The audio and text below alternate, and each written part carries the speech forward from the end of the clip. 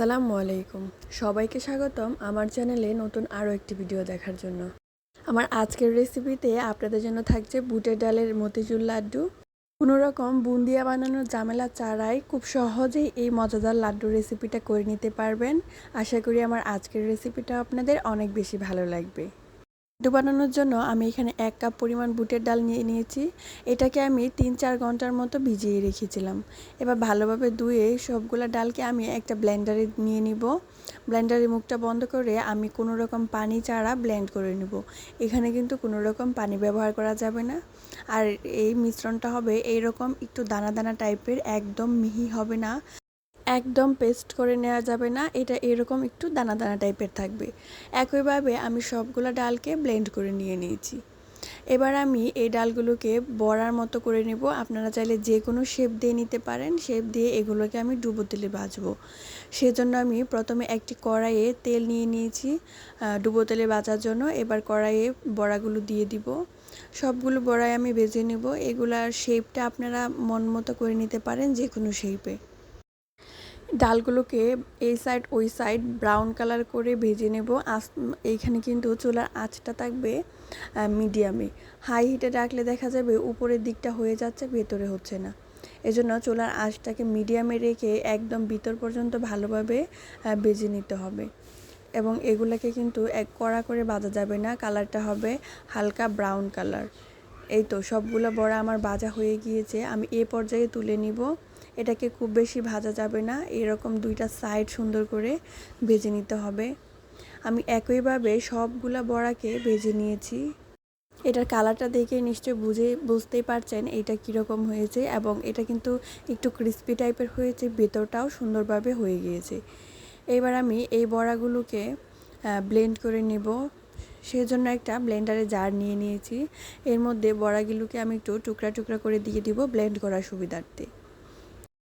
এবার এটাকে আমি ব্লেন্ড করে নিব। এরকম দানা দানা টাইপ করে ব্লেন্ড করব। এটাকে আমি একদম মিহি পেস্ট করতে যাব না, দেখেই বুঝতে পারছেন আপনারা নিশ্চয়ই। একইভাবে সবগুলো ডালের বড়াকে আমি ব্লেন্ড করে একটা বাটিতে নিয়ে নিব। এটা দেখতে পাচ্ছেন আমার সবগুলো ডাল ব্লেন্ড করা হয়ে গিয়েছে। আর এটার এরকম হবে দানাগুলা, এটা দানাদার থাকতে হবে, নইলে কিন্তু লাড্ডুটা বানানো যাবে না। এবার চুলায় একটা কড়াই বসিয়ে দিলাম। কড়াইয়ে দিয়ে দিব চিনি 2 কাপ পরিমাণে, দিয়ে দিব সামান্য পরিমাণে লবণ। মিষ্টি জাতীয় খাবার ব্যালেন্স করার জন্য অবশ্যই লবণ প্রয়োজন। 2 কাপ চিনির জন্য আমি 1 কাপ পরিমাণে পানি নিয়ে নিয়েছি। এর মধ্যে দিয়ে দিব 2-3টা পরিমাণে আস্ত এলাচ। তারপর লাড্ডুর সুন্দর একটা কালার আনার জন্য এখানে আমি জর্দা রঙটা ব্যবহার করছি। এটা অপশনাল, চাইলে আপনারা স্কিপ করতে পারেন। এরপর আমি কিছুক্ষণ জাল করে নিব এই চিনির মিশ্রণটাকে। যখন এটা একটু আঠালো টাইপের হয়ে যাবে তখন আমি দিয়ে দিব ব্লেন্ড করে রাখা ডালের বড়াগুলা, দিয়ে ভালোভাবে নেড়ে চেড়ে নিব। লাড্ডুতে মিষ্টির পরিমাণটা একটু বেশি হলেই কিন্তু ভালো লাগে, তবে মিষ্টির পরিমাণটা এখানে সম্পূর্ণ অপশনাল। আপনারা চাইলে কিছুটা পরিমাণ কম বা বেশি করে নিতে পারেন। তবে 1 কাপ ডালের জন্য 2 কাপ চিনি পারফেক্ট হবে। আপনারা এই মেজারমেন্ট অনুযায়ী বানিয়ে নিতে পারেন। এবার কিছুক্ষণ ভালোভাবে নেড়ে চেড়ে আমি ডালের মিশ্রণটাকে একদম চিনির সাথে ভালোভাবে মিশিয়ে নিব। চুলার আঁচটাকে লো মিডিয়ামে রেখে আমি কিছুক্ষণ ভেজে নেব।